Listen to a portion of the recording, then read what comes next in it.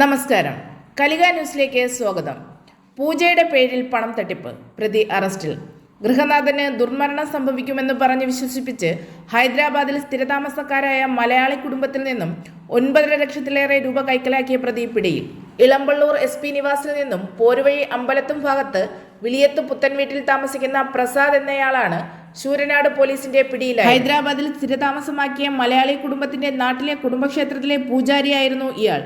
കുടുംബനാഥന് ശത്രുദോഷങ്ങൾ ഉള്ളതായും ഉടനടി പരിഹാരമായി പൂജകൾ ചെയ്തില്ലെങ്കിൽ ഗൃഹനാഥൻ ദുർമരണപ്പെട്ടു പോകുമെന്നും കുടുംബാംഗങ്ങൾക്ക് വൻ വിപത്തുകൾ ഉണ്ടാകുമെന്നും ഗൃഹനാഥന്റെ മക്കളെ പറഞ്ഞ് വിശ്വസിപ്പിച്ചാണ് തുക തട്ടിയത്.